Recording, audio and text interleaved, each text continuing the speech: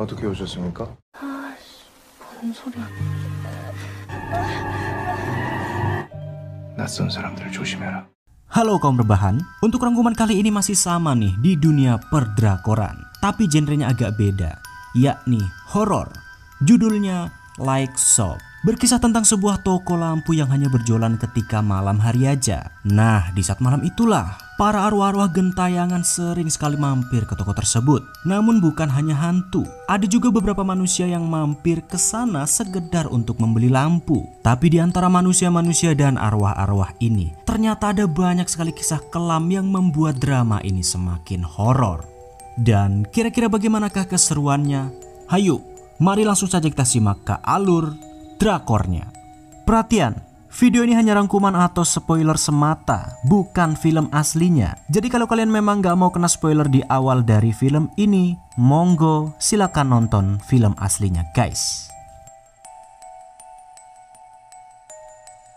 Kisah dimulai pada suatu malam di sebuah pemberhentian bis. Seorang pria yang bernama Kim Hyun Min baru saja hendak pulang ke rumah setelah selesai bekerja. Pada malam itu, di sana ia melihat ada seorang wanita yang entah sedang apa dirinya. Karena tidak mengenalnya, Hyun Min pun cuek aja dan lantas pulang. Namun pada malam-malam berikutnya, lagi-lagi ia melihat wanita itu masih tetap berada di sana. Sejenak Hyun Min pun terkejut dan mencoba menyapanya. Tapi karena wanita itu malah terdiam, Hyun Min pun lantas pergi meninggalkannya lagi. Dan keesokan malamnya, ternyata wanita itu masih tetap berada di sana. Padahal malam itu sedang hujan deras. Karena kasihan, Hyun Min pun menawarkan wanita itu untuk membawa payungnya. Namun wanita tersebut malah mengatakan bahwa dia ingin pulang ke rumah Hyun Min sembari menunggu hujan reda. Ya, dengan terpaksa Hyun Min pun membawanya pulang. Namun begitu sampai di rumah, ketika Hyun Min memberikan handuk untuk membersihkan wajahnya, ia pun terkejut karena melihat kuku si gadis tersebut malah terbalik berada di bawah telapak tangannya. Tentu saja Hyun Min pun jadi ketakutan melihat keanehan itu.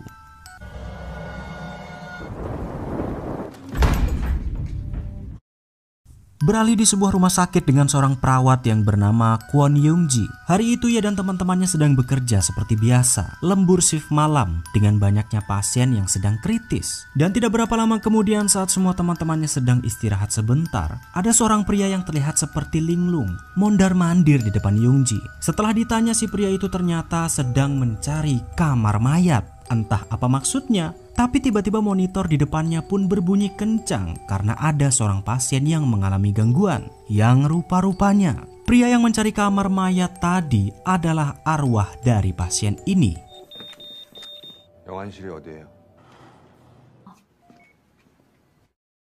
Dan tidak lama kemudian di sebuah toko lampu, seorang pria berkacamata bernama Won Young melayani pembeli yang pada malam itu membutuhkan lampu untuk rumahnya. Walaupun toko tersebut terlihat menjual banyak sekali lampu-lampu model jadul dan sejenisnya, tapi ia juga menyediakan lampu LED untuk para pelanggannya. Walaupun toko ini berada di sebuah gang yang sangat sunyi dan sepi, ia tetap memiliki pelanggan yang selalu datang ke tokonya. Namun ternyata pelanggannya itu tidak hanya seorang manusia, melainkan arwah juga sering datang ke sana. Contohnya pria ini, dari rumah sakit tiba-tiba dia sudah berada di toko lampu. Entah untuk apa dia datang ke sana. Namun setelah Won Young bertanya kepadanya, pria itu malah tidak menjawab dan lantas pergi begitu saja.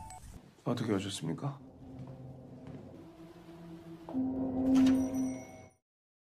Tidak jauh dari toko lampu, ada sebuah sekolah SMA yang sedang melakukan kelas malam. Kelas malam ini atau sekolah malam memang sudah biasa dilakukan di negara-negara maju, seperti Korea, Jepang, dan negara-negara lainnya. Dan ketika sebagian murid sudah beranjak pulang, seorang siswi bernama Hyunju melihat keluar jendela dan mendapati seorang siswi yang berjalan sendirian di tengah lapang. Entah siapa siswi tersebut, namun Hyunju mencoba untuk menyapanya.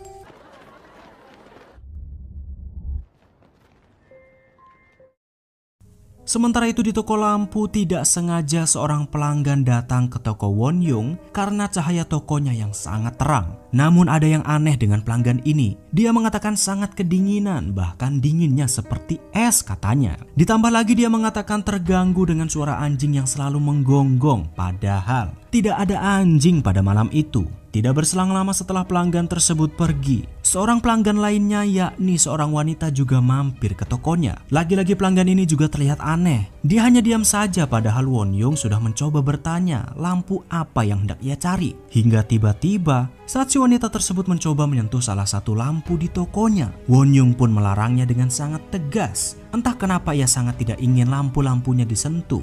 Tapi tiba-tiba saja si wanita itu pun langsung pergi saat Won Young mencoba membuka kacamatanya. 아무거나 손대지 마시고요.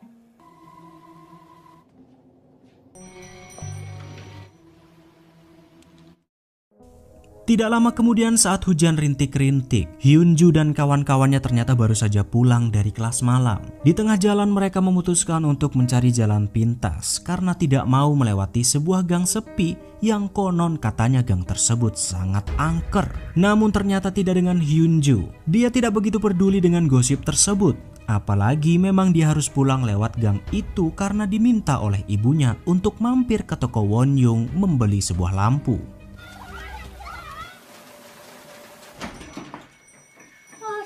Ya, ternyata Hyunju sudah sering ke toko lampu ini dan bahkan dia sudah sangat mengenal Won Young dengan sangat akrabnya. Sudah seperti pamannya sendiri. Setiap mampir ke sana Won Young bahkan selalu memberikan Hyunju sebuah permen secara cuma-cuma. Karena penasaran Hyunju pun bertanya, apakah benar di gang tersebut ada hantu seperti yang dirumorkan? Karena ternyata beberapa kali rupa-rupanya Hyunju samar-samar seperti melihat sesosok hantu di gang tersebut. Mendengar ucapan itu tiba-tiba saja Won Young pun terdiam karena mengetahui kalau Hyunju rupa-rupanya bisa melihat mereka. Dan di saat itulah Won Young lantas segera memberitahukan kalau memang benar di gang tersebut sering ada hantu yang berseliweran dan mereka disebut orang asing. 네가? Ternyata karena sudah lama berjualan lampu di gang tersebut, ia sering sekali mendapatkan pelanggan, baik itu dari manusia ataupun orang asing alias hantu. Contohnya beberapa pelanggan waktu lalu, orang yang sedang kedinginan ini, si pria dari rumah sakit, begitu juga pelanggan wanita ini. Mereka semua ternyata orang asing alias hantu. Sekilas mereka memang mirip seperti manusia biasa, namun kalau diperhatikan dengan cermat, ada sesuatu yang berbeda dari mereka. Dan karena ia tidak ingin Hyunju kenapa-napa, Won Young pun mewanti-wanti apabila nanti Hyunju bertemu lagi dengan mereka, ia harus berpura-pura tidak melihat atau pura-pura tidak menyadari kalau mereka itu adalah hantu. Sebab apabila mereka menyadari Hyunju bisa melihatnya, maka akan sangat berbahaya. Bahkan nyawa Hyunju pun bisa terancam. 이상한 사람을 만나면 Sementara itu kita kembali dengan Hyun Min yang di awal film tadi. Ia ketakutan setengah mati saat mengetahui kalau wanita yang ia bawa pulang terlihat sangat aneh layaknya seperti hantu. Sambil gemetaran Hyun Min mencoba berpikiran positif dengan wanita yang ada di hadapannya. Namun di saat itu juga tiba-tiba saja wanita itu malah membongkar kopernya dengan banyak sekali pisau dan benda tajam lainnya. Yang siapa sangka wanita itu ternyata langsung menghabisi Hyun Min tanpa alasan. Dan yang tidak lama kemudian, rupa-rupanya Hyunju sendiri bertetangga dengan Hyun Min dan tidak sengaja menyapa wanita tersebut yang merupakan orang asing alias hantu.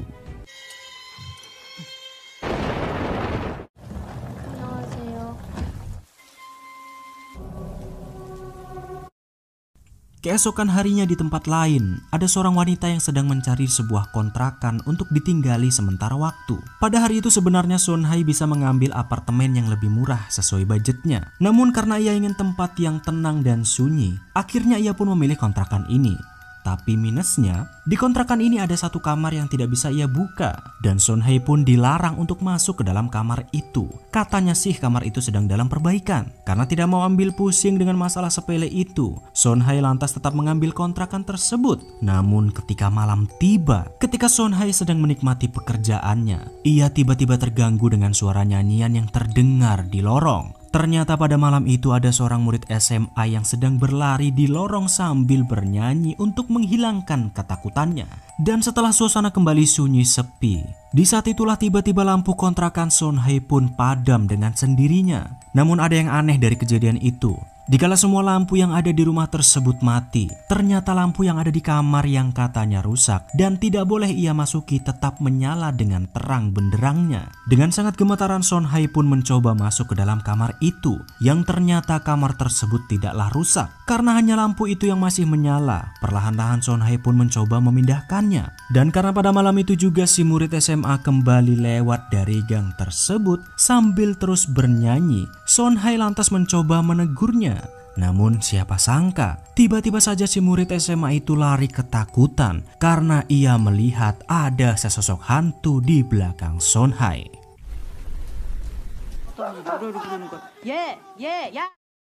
Di sisi lain, Hyunju yang lagi-lagi baru pulang dari kelas malam. Ia pun malam itu harus kembali mampir ke toko Wonyung untuk membeli lampu lagi. Dengan gemetaran, Hyunju pun terpaksa lewat dari gang tersebut walaupun ia sendiri sangat ketakutan. Dan setelah beberapa meter Hyunju berjalan, benar saja tiba-tiba ia melihat ada seorang wanita yang sedang berjalan sendirian. Karena Hyunju tidak mengetahui kalau wanita ini adalah orang asing, ia pun menghampirinya dan menawarkan untuk satu payung dengannya. Dan di saat itulah ketika Hyunju masih mencoba untuk berpikir positif thinking, tiba-tiba saja ia melihat keanehan dari wanita tersebut. Rambutnya memanjang, tulang kakinya patah, dan tubuhnya yang tiba-tiba semakin lama semakin meninggi hampir setinggi tiang listrik. Dan di saat itulah Hyunju pun akhirnya sadar kalau wanita itu adalah orang asing alias hantu. Hyunju pun segera lari meminta pertolongan kepada Wonyung. Namun yang anehnya, ketika hantu itu terus mengejar Hyunju, saat Wonyung mencoba membuka kacamatanya, tiba-tiba saja si wanita tersebut pun kembali normal dan pergi dengan sendirinya.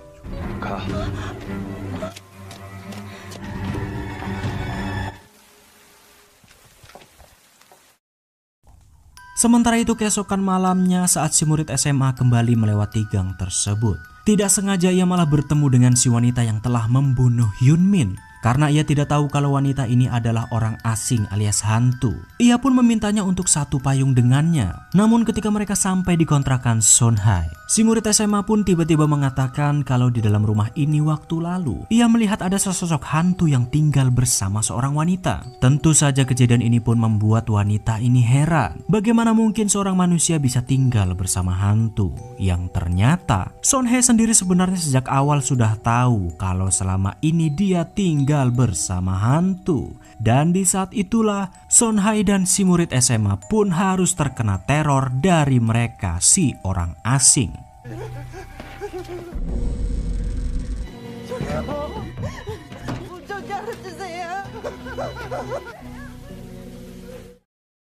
Setelah meneror si murid SMA, wanita ini ternyata datang ke toko lampu milik Wonyung sambil membawa jasad Hyunmin di kopernya. Dan seperti biasa, Wonyung bertanya apa yang ia butuhkan dari toko lampu miliknya.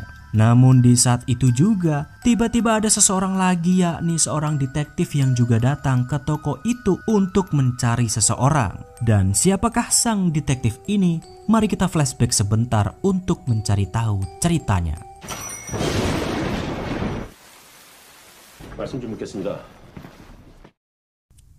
Semua berawal ketika Sung Sik sedang memburu seorang pelaku atas pembunuhan seorang gadis yang dibakar hidup-hidup di apartemennya. Setelah beberapa hari pencarian, ia akhirnya berhasil menangkap sang pelaku tersebut, yang tentu saja arwah dari gadis yang telah ia bakar masih gentayangan dan selalu membuntutinya. Setelah menyelesaikan kasus tersebut, Sung Sik pun berniat untuk sebat sebentar karena sudah beberapa hari mulutnya asem gak bisa sebat. Namun lagi-lagi koreknya gak bisa diajak kompromi karena setiap Sung Sik mencoba sebat, semua korek yang ia punya entah kenapa tidak mau hidup. Dan ketika lagi jengkel-jengkelnya dengan koreknya, tiba-tiba Sung Sik mendapatkan tugas lagi untuk memeriksa seorang kakek yang diketahui sudah meninggal di rumahnya. Mereka segera ke sana untuk mencari tahu apakah kematian si kakek memang faktor usia atau terindikasi pembunuhan. Namun setelah diperiksa ke sana kemari, sepertinya memang tidak ada tanda-tanda pembunuhan karena si kakek diketahui mengidap serangan jantung. Namun karena Sung Sik adalah seorang detektif profesional, ia melihat tidak mungkin rasanya kalau si kakek tewas akibat serangan jantung, sebab orang yang terkena serangan jantung tidak mungkin tewas setenang itu bahkan sambil tersenyum.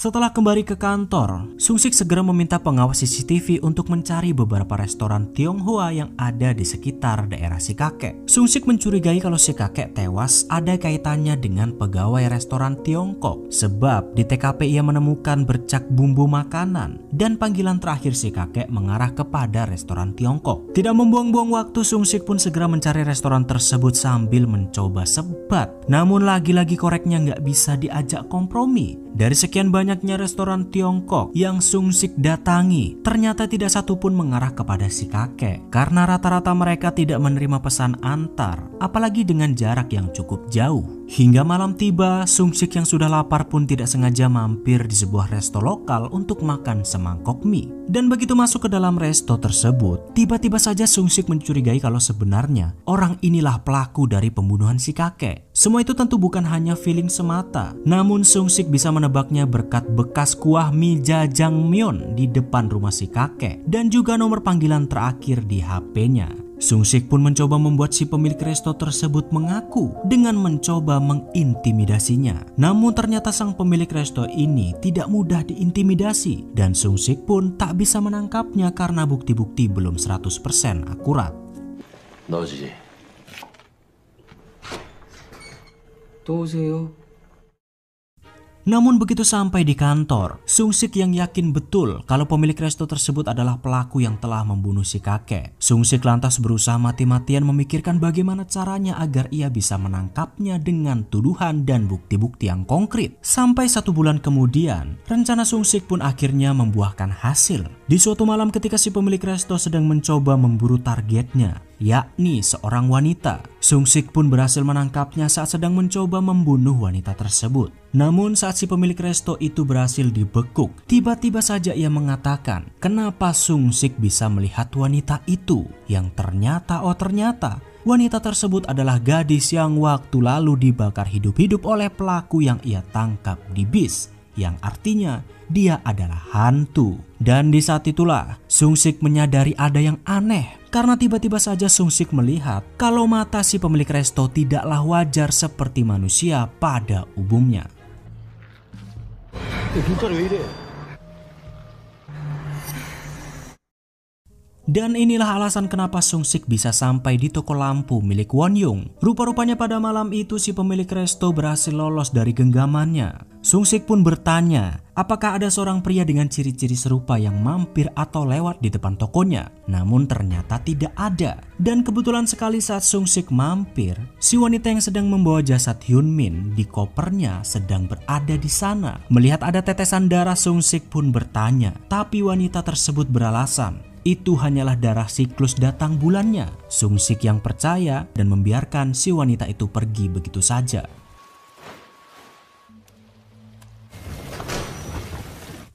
Dan kita akan beralih di rumah sakit untuk mengetahui sedikit teka-teki orang asing alias hantu yang selama ini kita lihat. Pada saat itu seorang dokter sedang mengurus seorang jenazah wanita yang beberapa hari lagi akan segera dimakamkan. Namun tiba-tiba perawat yang bersamanya kaget karena ada suara desisan dari jasad wanita itu. Sang dokter pun mencoba menenangkan perawat dengan mengatakan kalau itu adalah hal lumrah karena jasad biasanya akan mengeluarkan semacam gas dari tubuhnya. Tidak berapa lama kemudian setelah jasad dikafani dan sang perawat telah pergi, ternyata sang dokter malah berbicara dengan jasad tersebut seolah-olah ia masih hidup. Rupa-rupanya dokter ini sama seperti Won-young dan Hyunju dan Youngji yang bisa melihat dan berbicara dengan arwah manusia. Ternyata arwah wanita tersebut curhat kepada si dokter kalau dia belum siap meninggalkan dunia karena masih harus menjaga putrinya. Namun sang dokter mencoba meyakinkan wanita tersebut untuk tidak mengkhawatirkan apapun karena dia akan segera pergi ke dunia baru yang mungkin akan lebih baik untuknya. 다 있는다고요? Sementara itu Youngji yang baru saja tiba di rumah sakit, ia tidak sengaja bertemu dengan arwah seorang pria yang katanya hendak pergi ke ruang ICU. Pria tersebut pun mencoba bertanya apakah pasien yang akan ia kunjungi baik-baik saja atau tidak, akan selamat atau tidak. Namun karena Young-ji hanyalah seorang manusia, ia hanya bisa mengatakan kemungkinannya kecil. Korban hanya bisa selamat tergantung dari tekad pasien untuk bertahan hidup. Dan setelah mendengar ucapan itu, tiba-tiba saja pria tersebut pun menangis sampai-sampai membanjiri lift dan hampir membuat Young-ji tewas.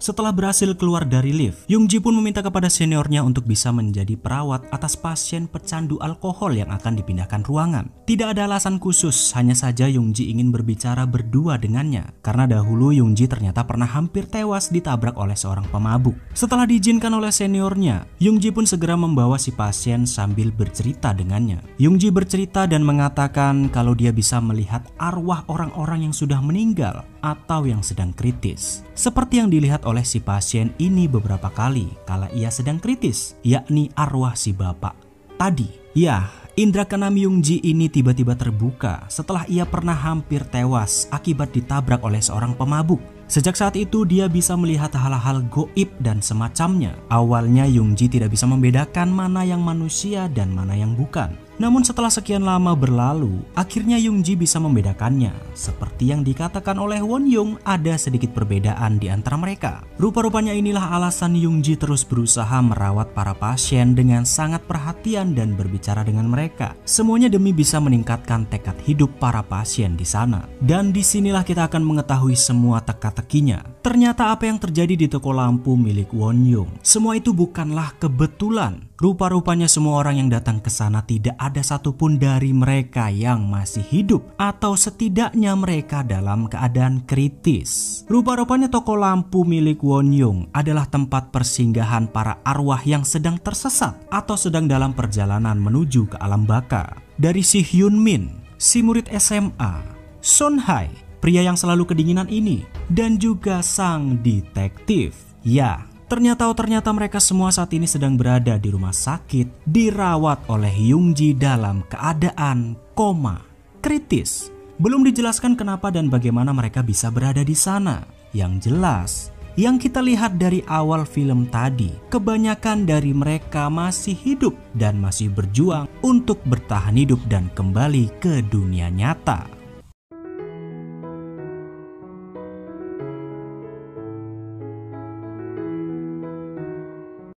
Sementara itu untuk Hyun-ju sendiri, diketahui selama ini dia mengatakan kalau di rumah hanya tinggal berdua dengan ibunya. Hyun-ju pun setiap hari membelikan lampu ke toko milik Won-young karena ibunya yang meminta. Namun siapa sangka, ternyata ibunya sendiri rupa-rupanya sudah meninggal. Dia adalah wanita yang waktu lalu diajak bicara oleh sang dokter dan mengatakan belum siap meninggalkan dunia ini karena khawatir kepada putrinya. Ya, berarti kemungkinan selama ini Hyun-ju tinggal bersama arwah ibunya, atau malah Hyun-ju sendiri sebenarnya sedang kritis atau malah sudah tewas. Makanya dia bisa hidup bersama arwah ibunya.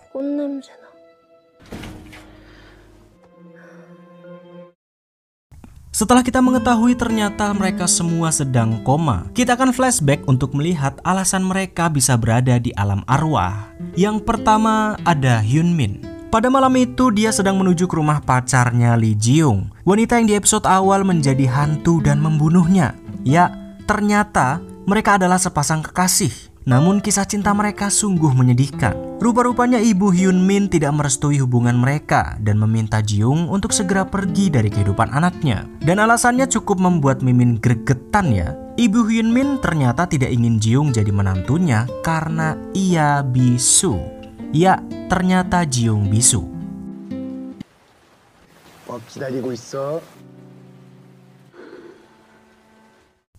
Sementara itu di tempat lain ada kisah Son-hae dan juga Park Hee-won yang tidak kalah menyedihkan. Pada hari itu mereka sedang mensurvei beberapa apartemen yang sekiranya cocok untuk mereka tinggali. Namun yang tidak disangka-sangka, ternyata mereka berdua ini adalah sepasang kekasih les biola. Umur mereka terpaut sangat jauh. Bahkan mereka harus menyembunyikan hubungan tersebut karena orang lain selalu saja mengira mereka adalah ibu dan anak. Karena kesal, Son-hae pun marah kepada Hee-won. Sampai kapan mereka harus menyembunyikan hubungan tersebut? Padahal dia sama sekali nggak malu walaupun dengan usia yang terpaut sangat jauh. 모녀신가? 힘들 거야. Lalu di sisi lain ada Hyunju dengan ibunya yang pada hari itu ibunya baru saja menjemput Hyunju pulang dari sekolah. Tidak ada kisah menyedihkan dari mereka berdua. Hyunju dan ibunya sangat bahagia setiap hari, selalu tertawa bersama dan ya begitulah. Hanya saja ayah Hyunju sering tidak ada untuknya karena dia selalu sibuk bisnis di luar negeri. Dan tidak lama kemudian disinilah semua cerita akan terungkap. Bagaimana mereka semua bisa berada di alam arwah dan nyasar ke toko lampu. Di malam yang sedang hujan deras, mereka semua bertemu di dalam satu bis dengan tujuan yang berbeda-beda. Hyunju dan ibunya pada hari itu hendak pulang menuju ke rumah. Hyunmin hendak pergi untuk menemui Jiung kekasihnya. Sonhae dan Hiwon tidak sengaja naik bis itu karena sedang bertengkar. Dan penumpang lainnya ada satu bocil juga si murid SMA Jiung yang juga hendak pulang ke rumahnya. Pada malam itu sebenarnya sebelum mereka semua masuk ke dalam bis tersebut, sang pak supir Oh Sung Won sudah tidak lagi mengambil penumpang karena ia merasa ada yang salah dengan rem bisnya, sepertinya rusak. Namun karena kasihan melihat mereka semua hujan-hujanan, apalagi dialah bis terakhir yang lewat pada malam itu, ya sudah, Pak supir pun terpaksa membawa mereka sambil berpikir mungkin kalau pelan-pelan saja akan aman dan selamat sampai tujuan. Ya memang untuk beberapa saat mereka aman, bisnya tidak mengalami masalah apa-apa. Namun begitu berada di atas jembatan, tiba-tiba saja roda depan mengalami slip dan akhirnya terlepas. Pak supir pun mencoba untuk mengendalikan bisnya agar tidak terguling. Namun apa mau dikata, karena remnya memang sudah blong sedari awal. Akhirnya mereka pun mengalami kecelakaan yang cukup hebat dan terjun dari jembatan.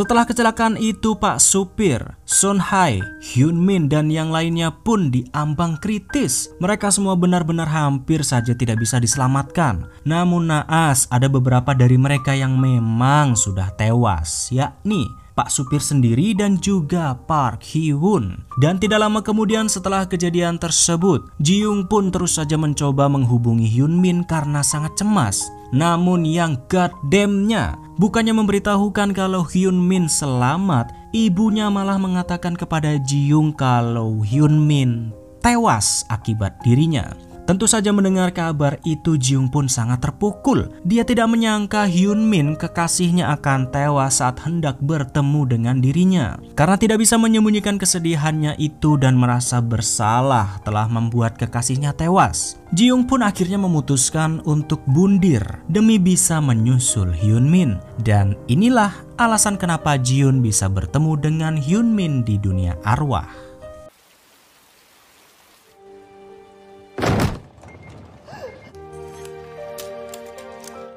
Sebelum kita melanjutkan cerita dari toko lampu yang ada di lorong gelap, mari kita melihat kisah cinta yang begitu menyedihkan dari Hyunmin dan juga Jiung. Setelah tewas dan masuk ke alam arwah, seharusnya Jiung tidak lagi mengingat tentang masa lalunya di dunia nyata. Namun entah kenapa, tiba-tiba ia mengingat masa lalu itu. Hari-harinya saat ia bersama dengan Hyunmin yang sangat ia cintai. Bahkan ia tidak menyangka kalau di alam arwah tersebut, Jiung yang tadinya bisu malah tiba-tiba bisa berbicara. Dan di saat itulah pertama kali Jiung bertemu lagi dengan Hyunmin yang juga berada di alam arwah.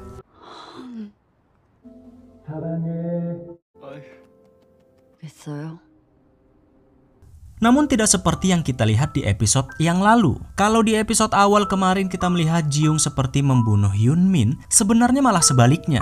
Pada hari itu Jiung berusaha menyelamatkan Hyunmin berkali-kali. Karena pada faktanya setiap kali mereka bertemu di alam arwah, tidak lama kemudian setelah turun dari bis, Hyunmin tiba-tiba saja tidak sadarkan diri dan terjatuh. Rupa-rupanya ini adalah efek keadaan kritis Hyunmin di dunia nyata. Jiung selalu berusaha menyelamatkan Hyunmin, memasukkannya ke dalam koper dan selalu menjahit tubuhnya agar ia merasa sakit dan kembali terbangun ke dunia nyata. Kondisi itu terus saja dilakukan Jiung sampai berkali-kali.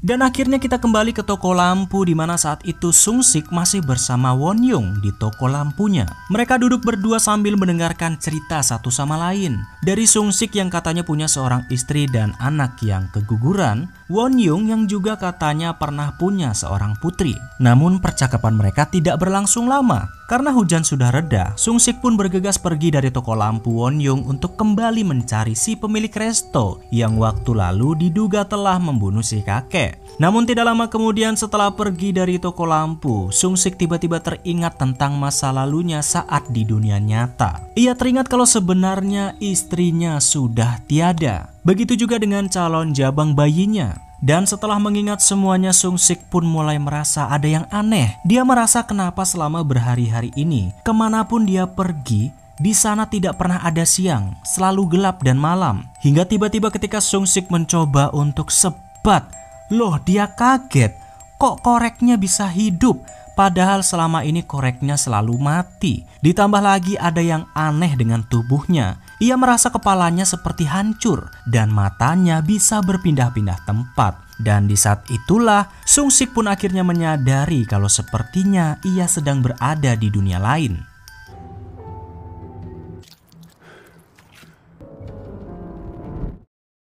Gemetaran karena Sung Sik telah menyadari kalau dirinya sedang berada di dunia lain atau mungkin sudah meninggal. Sung Sik pun buru-buru kembali ke toko lampu milik Won Young sambil menyeruput secangkir teh. Ia lantas mencoba bertanya kepada Won Young, di manakah sebenarnya mereka berada? Apakah ini dunia nyata atau tidak? Dan kenapa di tempat itu selalu saja malam hari? Namun begitu mengetahui kalau ternyata Sung Sik telah menyadari bahwa dirinya sedang berada di dunia lain, Won Young tidak bisa menjawab semua pertanyaan itu dan hanya bisa menunjukkan siapakah dirinya yang sebenarnya.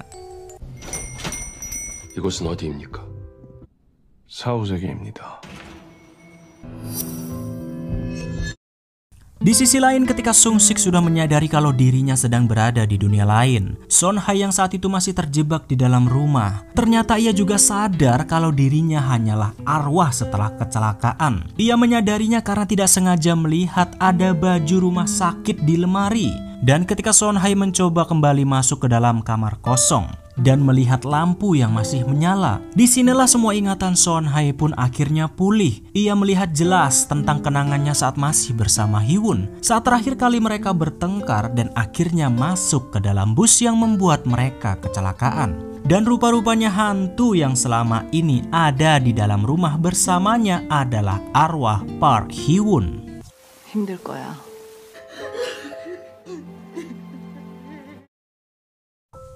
Dan setelah beberapa orang tersadar sedang berada di dunia arwah, kita akan melihat kisah dari sang penjaga toko lampu, Won Young, bagaimana ceritanya ia bisa berada di toko tersebut dan apa sih sebenarnya toko lampu itu. Dahulu kala saat terjadi sebuah tragedi bangunan yang ambruk, ternyata Won Young dan putrinya terjebak di dalam reruntuhan itu. Mereka tidak bisa kemana-mana. Won Young pun berusaha mengeluarkan putrinya yang terjepit di reruntuhan, tapi ternyata tidak berhasil. Melihat Won Young sudah sangat kelelahan, putrinya lantas memberikan sebuah permen kepadanya. Karena tidak ingin putrinya tewas, Won Young lantas meminta putrinya itu untuk bertahan sebentar karena ia akan keluar untuk mencari bantuan. Dan tidak lama kemudian, saat sedang mencari bantuan itulah, akhirnya Won Young menyusuri lorong gelap dan sampai di sebuah toko lampu.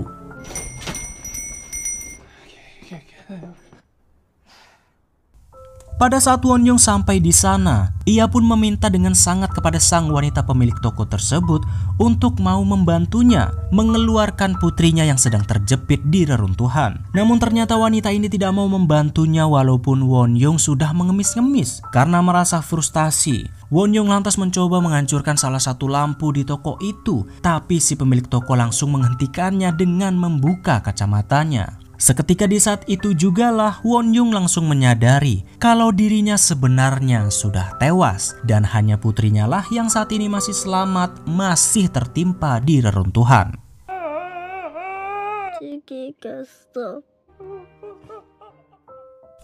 Setelah mengetahui kalau dirinya sudah tewas dan mengetahui fakta kalau ternyata semua lampu-lampu yang ada di toko itu adalah nyawa setiap manusia yang sedang koma. Won Young pun memohon kepada wanita itu untuk mau memberikan lampu milik putrinya agar ia bisa mengantarkan lampu tersebut. Awalnya wanita ini melarang karena peraturannya setiap arwah harus datang sendiri ke toko lampu itu dan mengambil lampu miliknya. Namun karena melihat Won Young yang begitu kasihan apalagi putrinya tidak bisa pergi ke toko lampu, akhirnya ia pun mengizinkan Won Young untuk membawa lampu milik putrinya. Namun dengan syarat dan kontrak yang berlaku, yakni Won Young akan terjebak selamanya di toko lampu itu dan menggantikan dirinya.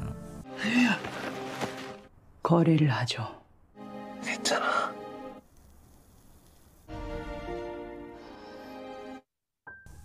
Setelah Won Young menceritakan masa lalunya dan tentang toko lampu itu, kita akan melihat kisah dari seorang pria yang selalu kedinginan dan selalu terganggu dengan gonggongan seekor anjing. Dari episode awal, pria ini memang sudah lari ke sana kemari mencari anjing itu karena merasa terganggu. Hingga tidak lama kemudian ia pun berhasil menemukan anjing tersebut dan langsung mengejarnya. Namun saat berada di persimpangan lorong, ketika ia melihat anjing ini, dia pun seketika langsung teringat bahwa anjing itulah yang sebenarnya telah menyelamatkannya di dunia nyata. Yap, ternyata dia saat ini sedang berada di rumah sakit dirawat oleh Young-ji akibat tersesat di hutan dan mengalami hipotermia. Itulah alasan kenapa dia selalu merasa kedinginan. Pada hari itu tim SAR tidak mungkin bisa menemukannya kalau saja anjing ini tidak berada di sampingnya. Ternyata selama berhari-hari, anjing ini selalu berada di sampingnya, berusaha menyelamatkan dirinya dengan selalu menggonggong dan berharap ada orang yang mendengarnya.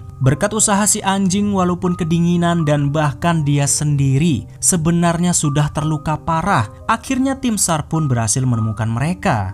Namun sayang, setelah ditemukan tidak lama kemudian si anjing pun tewas.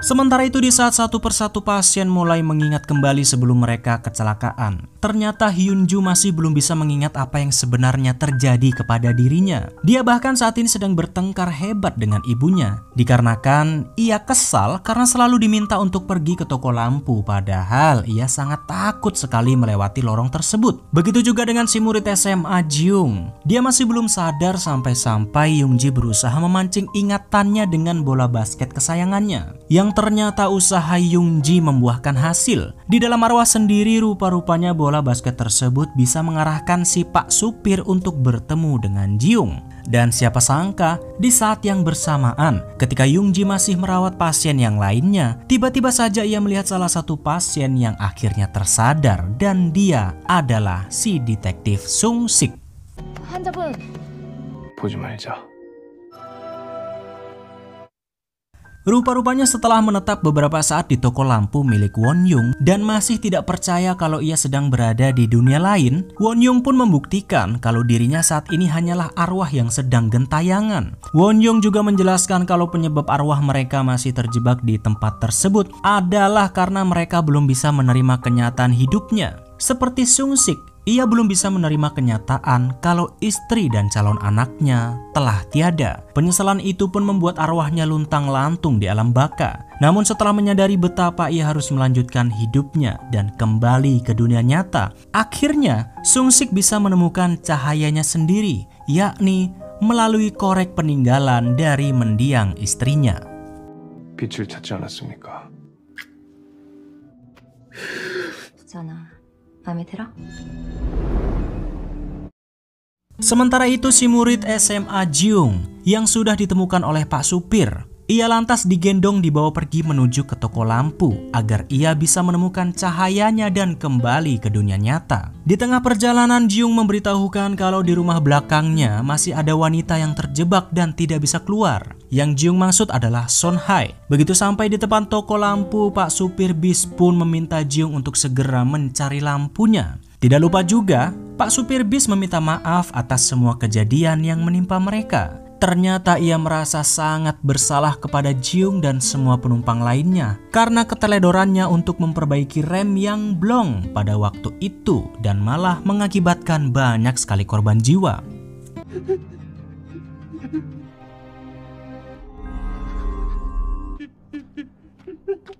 Setelah ada beberapa orang yang kembali ke dunia nyata, mari kita melihat sedikit tentang Kwon Yung Ji yang selama ini merawat para pasien. Tentu kita pasti penasaran, kok bisa Yung Ji sangat semangat merawat mereka? Bahkan Yung Ji bisa melihat hantu dan beberapa kali membantu para arwah yang tersesat.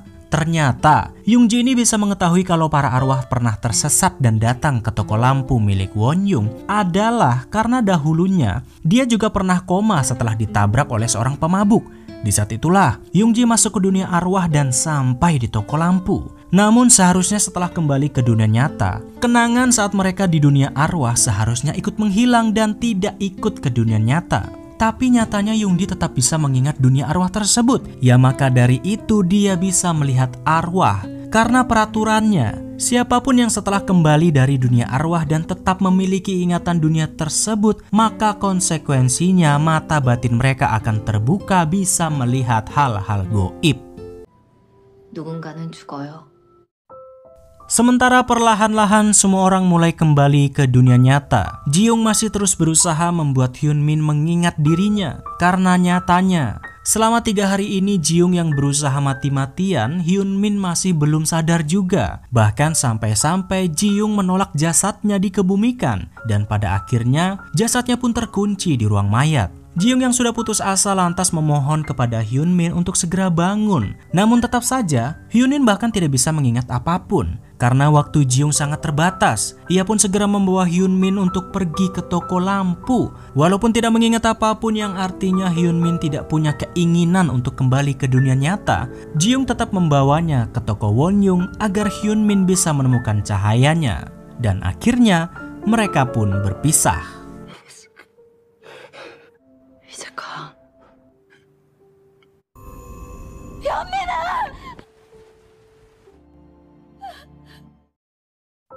Di tempat lain setelah Pak Supir bis membawa si murid SMA ke toko lampu, kini ia juga mencoba menjemput Son Hai dan sekaligus meminta maaf kepada mereka. Rupa-rupanya Pak Supir bis ini benar-benar sangat merasa bersalah karena telah membuat mereka mengalami hal tragis seperti ini. Sambil terus meminta maaf, ternyata Hee-won juga kesal kepada Pak Supir. Tapi dia berbesar hati dan memaafkannya. Bahkan tidak hanya memaafkan, Hee-won juga berterima kasih karena Pak Supir dengan susah payah masih mau menjemput Son Hai untuknya. Namun tidak berapa lama kemudian setelah Son Hai datang ke toko lampu dan menemukan cahayanya, ternyata ia malah lebih memilih untuk tinggal di dunia arwah bersama dengan Hee-won dan membuang cahayanya.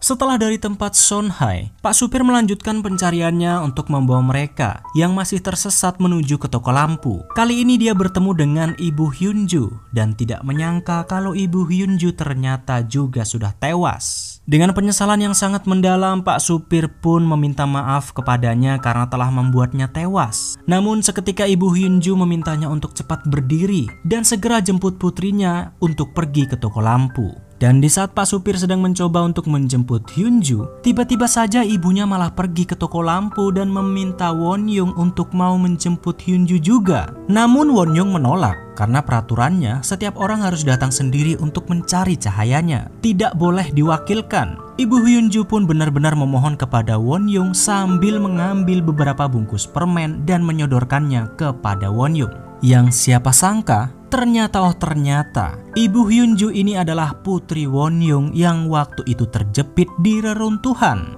dan berhasil selamat dengan membawakan lampu itu kepadanya.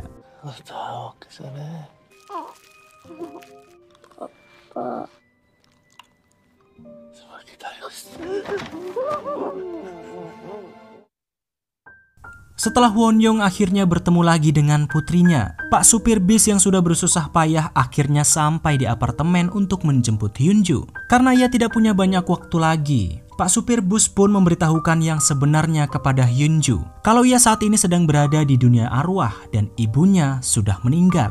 Walau awalnya Hyunju tidak mengingatnya, akhirnya ia pun sadar dan bisa mengingat semuanya. Namun tidak lama kemudian setelah ibunya kembali dari toko lampu dan membawakan lampu milik Hyunju, ternyata Hyunju sendiri malah tidak ingin kembali ke dunia nyata. Hyunju benar-benar terpukul saat mengetahui ternyata ibunya telah tiada. Karena saking sayangnya Hyunju kepada ibunya, ia pun rela jika harus ikut tewas agar tidak terpisah dengannya. Namun tentu saja ibunya menolak karena ia masih ingin putrinya itu terus melanjutkan hidupnya. Dan akhirnya memaksa Hyunju untuk segera mengambil cahaya yang sudah ia bawakan untuknya. 아쉽게는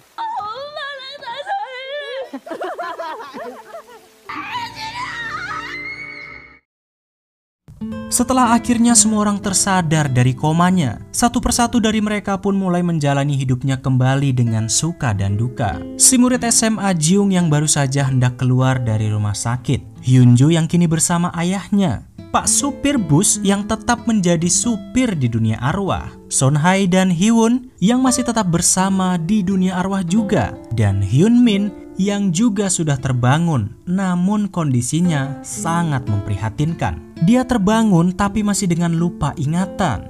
Ya, tiap orang memang sudah terbangun tapi dengan kondisinya masing-masing. Hyunju bahkan kini bisa melihat hantu seperti halnya Youngji, sebab ia setelah terbangun ternyata kenangan di dunia arwah tidak menghilang dari ingatannya.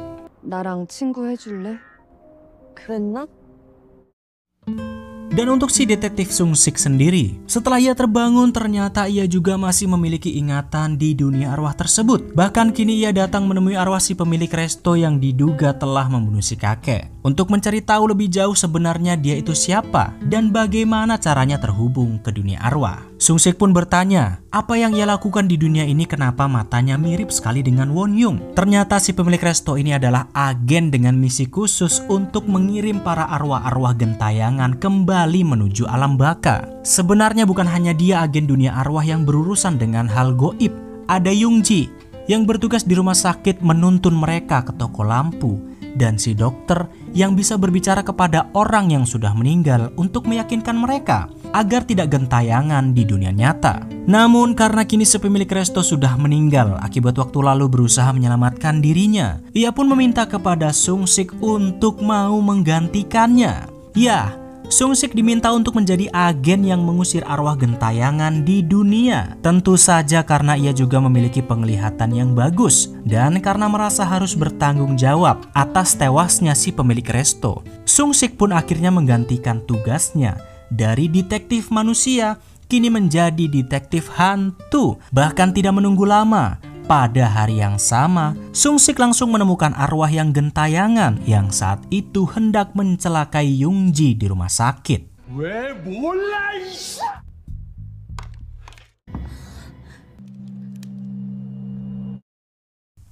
Sementara itu setelah terbangun, Hyunmin ternyata malah mengalami depresi berat akibat lupa ingatan dan cedera yang ia terima. Sampai kembali ke dunia nyata pun ia masih tetap tidak bisa mengingat kekasihnya Lee Ji-young. Dokter psikiater sampai bingung harus berbuat apa lagi untuknya. Dan karena Hyunmin bahkan tidak bisa mengingat dirinya sama sekali, Ji-young yang saat ini hendak dikebumikan oleh sang dokter pun curhat. Dia tidak terima jika harus pergi tanpa dikenang oleh Hyunmin sedikit pun. Oleh sebab itulah, Ji-young lantas memutuskan untuk tetap bergentayangan di dunia nyata sampai Hyunmin benar-benar bisa mengingatnya. 서운해요.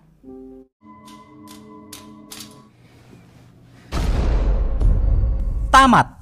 Dan itulah dia Like Shop. Gak expect ya. Padahal di awal kita taunya drama Like Shop ini horor. Kok tiba-tiba endingnya malah banyak kisah sedihnya. Dari kisah cinta Hyunmin sama Ji-young, Sonhae sama Hiwon, Hyunju yang terlalu sayang sama ibunya, dan sampai-sampai kita dikasih plot twist kalau ada agen di dunia nyata dan dunia arwah yang punya tugas masing-masing.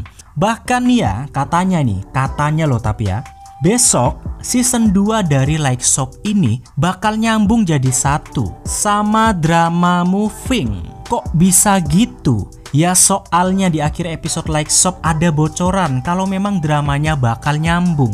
Dari si Sungsik yang udah jadi agen pengusir arwah gentayangan, sampai-sampai ada beberapa aktor dari drama Moving sendiri yang juga masuk di ending drama ini. Yakni ada karakter Kim Yong Tak yang punya kekuatan untuk menghentikan waktu. Yang di drama Moving sendiri dia sempat nongol sekilas di episode 16 kalau nggak salah. Dan juga ada Jang Hee-soo, si gadis cantik dengan tubuh atletis dan kekuatan penyembuh. Wah, keren banget pokoknya. Jadi kira-kira kapankah season 2-nya akan rilis? Dan kira-kira bener nggak nyambung ke Moving? Mari kita tunggu saja kabar selanjutnya. Yowes, cukup sekian alur cerita kita kali ini. Sampai jumpa di alur film-film selanjutnya. Arigatou gozaimashita dan ojo lali subrek.